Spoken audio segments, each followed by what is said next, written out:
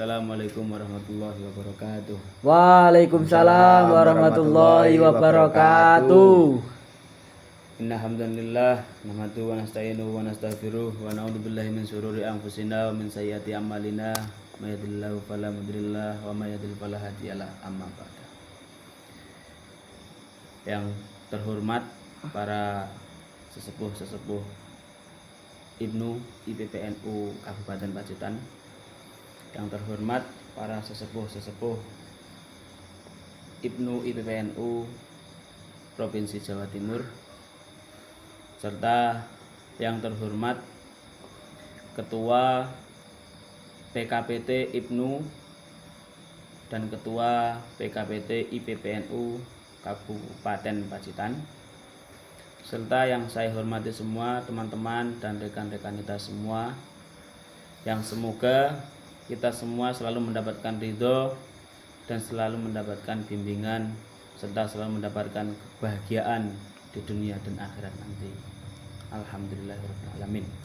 Amin. Untuk materi pada malam hari ini, materi saya yaitu meneladani akhlak Rasulullah. Saya mengambil meneladani akhlak Rasulullah di bulan Ramadan. Langsung saja, pada tahun 12 Rabiul Awal tahun Gajah, bertepatan dengan hari kelahiran Nabi Muhammad Shallallahu Alaihi Wasallam, yaitu pada hari Senin 20 April 571 Masehi. Tahun Gajah adalah tahun ketika pasukan tentara bergajah yang dipimpin oleh Abrohah bin Sabah, yaitu Gubernur Jenderal Najasyi Habasah di daerah Yaman, yang kala itu menyerang kota Mekah. Namun Allah Subhanahu wa taala menghancurkan pasukan Jenderal Abraha tersebut sebagai bentuk penghormatan atas kelahiran Nabi besar kita, yaitu Nabi Muhammad sallallahu alaihi wasallam.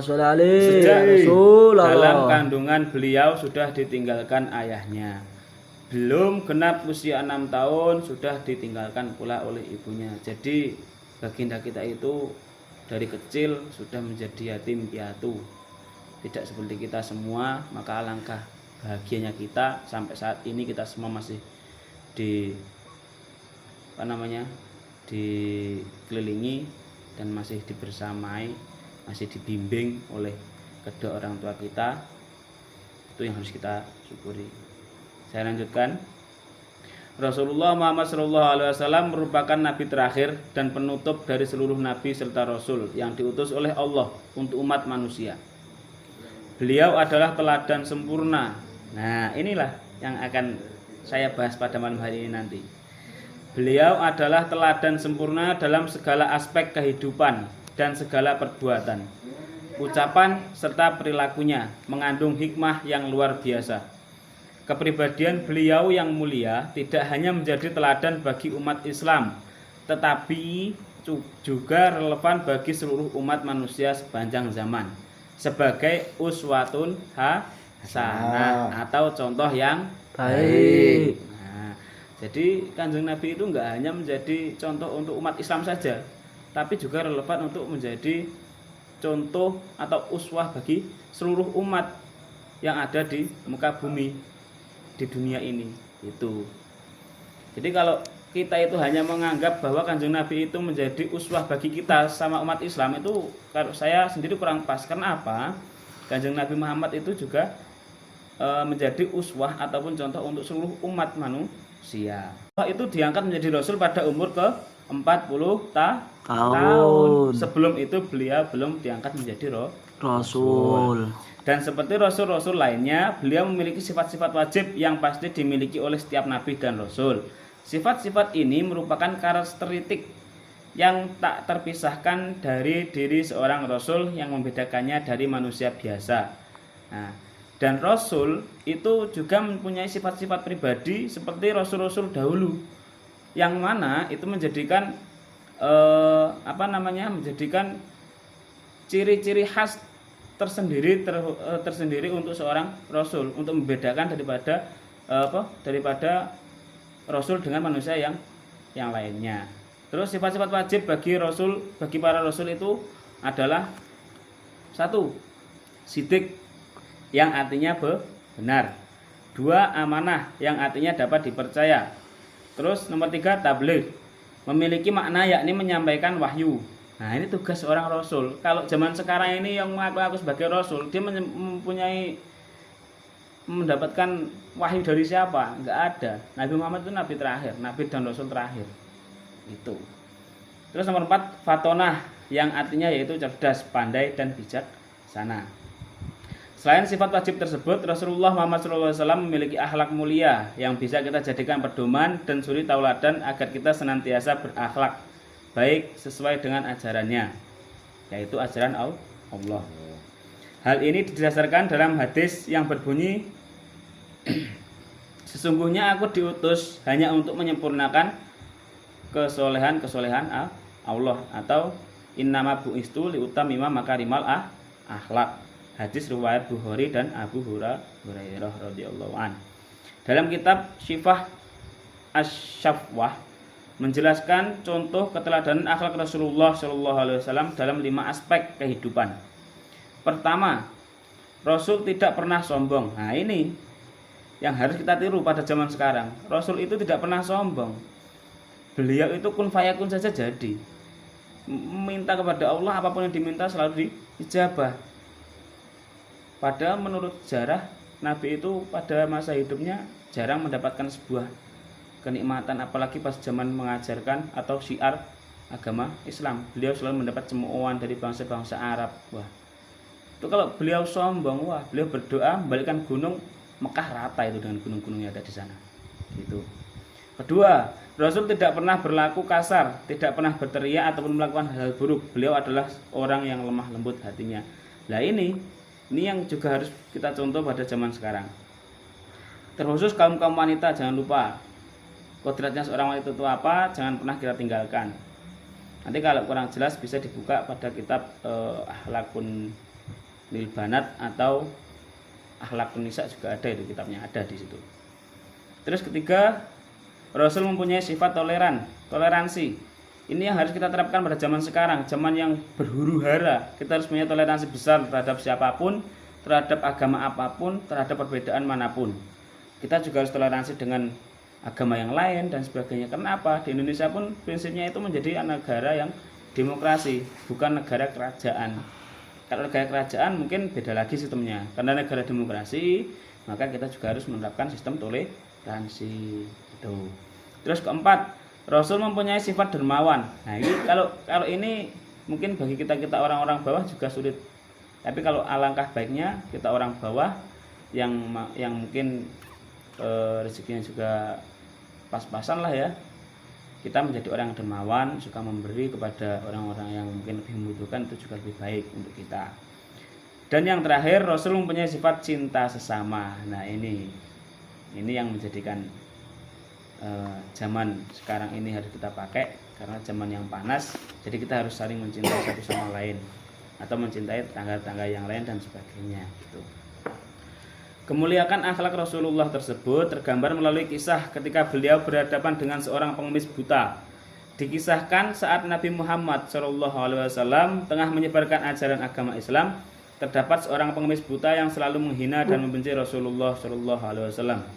Bahkan ia tidak segan-segan untuk menghasut orang lain agar membenci Rasul. Jika ada seorang yang mendekatinya, pengemis buta tersebut akan berkata, "Wahai saudaraku, jangan dekati Muhammad. Dia itu orang gila, pembohong, tukang sihir. Apalagi kalian mendekatinya, maka kalian akan dipengaruhinya." Hal itu terus-menerus dikatakan oleh pengemis buta kepada seorang yang setiap hari memberikannya makanan, bahkan menyuapinya makanan. Kemudian pada suatu hari, ia merasa sangat kelaparan karena seseorang yang biasa memberikannya makanan dan mendengar ajaran-ajaran kebenciannya si pengemis itu kepada Nabi Muhammad SAW tidak kunjung menemuinya. Pada hari berikutnya, ada seorang yang kembali mendatangi pengemis buta tersebut dan menyuapinya. Namun si pengemis tersebut sadar bahwa orang yang menyuapinya kali ini sangat berbeda dengan seorang yang sering menyuapinya selama ini.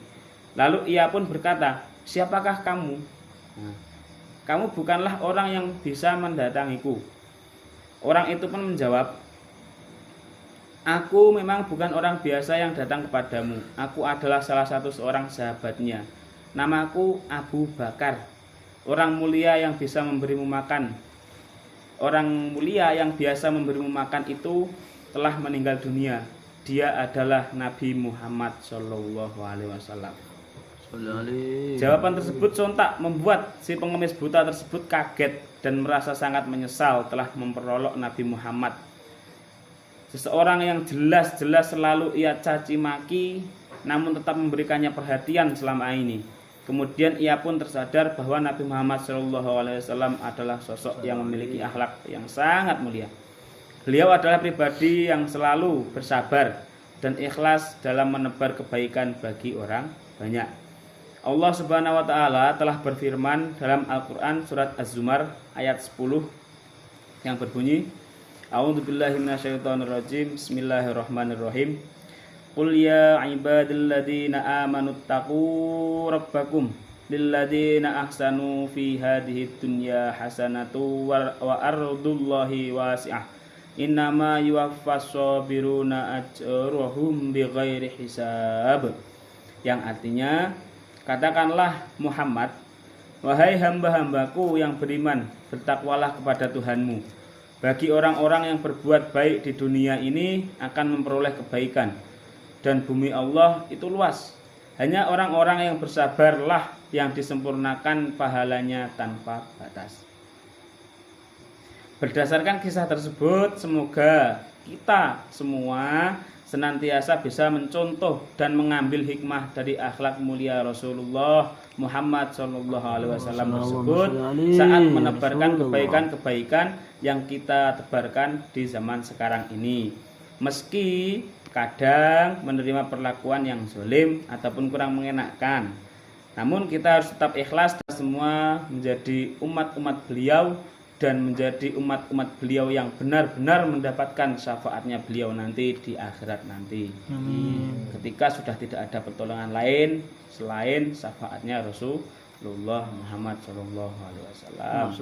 Maka dari itu, mumpung masih di bulan Ramadan ini, marilah kita semua memperbanyak membaca sholawat, karena setiap satu sholawat itu pahalanya dilipat gandakan 10 kali.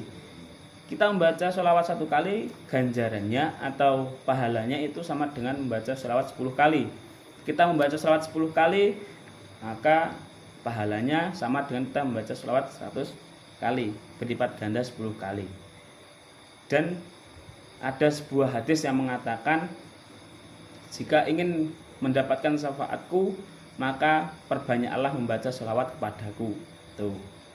Maka dari itu, jika kita benar-benar ingin mendapatkan syafaat beliau, marilah kita memperbanyak membaca sholawat, khususnya di akhir-akhir bulan Ramadan saat ini. Apalagi ini sudah malam-malam akhir, semoga kita juga mendapatkan dan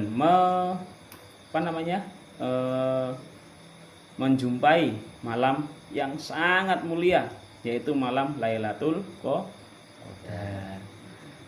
Mungkin hanya itu yang dapat saya sampaikan pada kurma ataupun kultum Ramadan pada kesempatan kali ini. Apabila ada kurang lebihnya dari saya mohon maaf yang sebesar-besarnya.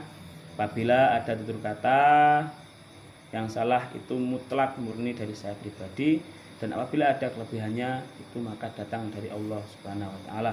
Akhiran wabillahi taufiq wal hidayah wa ridha wal inayah. Assalamualaikum warahmatullahi wabarakatuh. Waalaikumsalam.